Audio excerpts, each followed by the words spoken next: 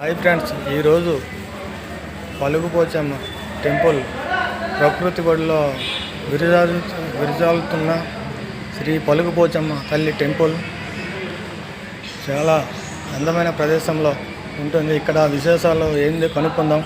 ఇక్కడ గురువుగారిని అడిగాము. ఒకసారి గురువుగారితో మాట్లాడి ఇక్కడ విశేషాలు ఏంటో కనుక్కొని తెలుసుకుందాం. ఎవరైనా వీలుంటే ఈ ఏరియాని ఒకసారి విజిట్ చేయండి. గురువుగారు నమస్తే. ఈ టెంపుల్ గురించి మీ సందేశాన్ని చెప్పగలరని కోరుకుంటున్నాం.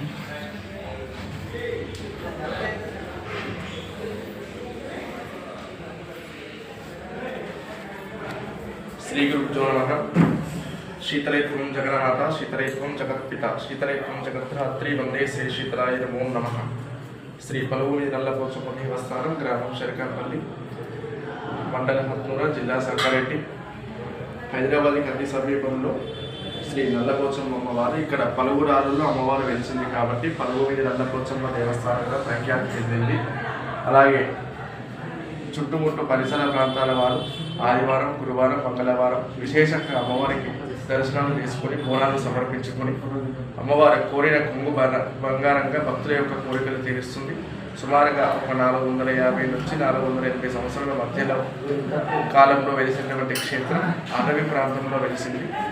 దేవాలయ ధర్మాదాయ శాఖ ఆధీనంలోకి వచ్చిన తర్వాత అనేక విధాలుగా ఈ యొక్క దేవస్థాన అభివృద్ధిలోకి తీసుకొచ్చి భక్తుల సౌకర్యార్థం షెడ్లు, మంచినీటి సౌకర్యం, వివిధ అంశాలపై కూడా అభివృద్ధి కోసం జరుగుతుంది.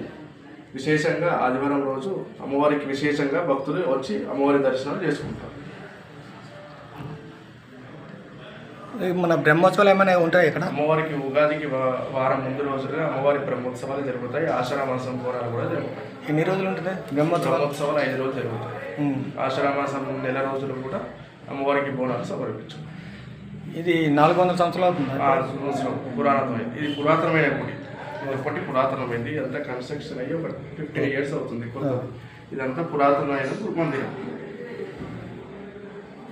District Sangareddy district. తెలుగు ప్రజలకు విజ్ఞప్తి, ఎప్పుడైనా వీలుంటే మన అమ్మవారి దర్శనాన్ని పలుగుపోచమ్మ దర్శనం కోరుకుంటూ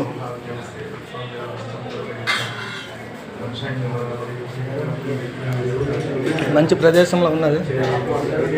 అమ్మవారి దర్శనం అందరికీ అనుగ్రహం ఉండాలని కోరుకుంటున్నాను. పలుగు మీద పోచమ్మ 400 ఏళ్ళ నాటి గుడి.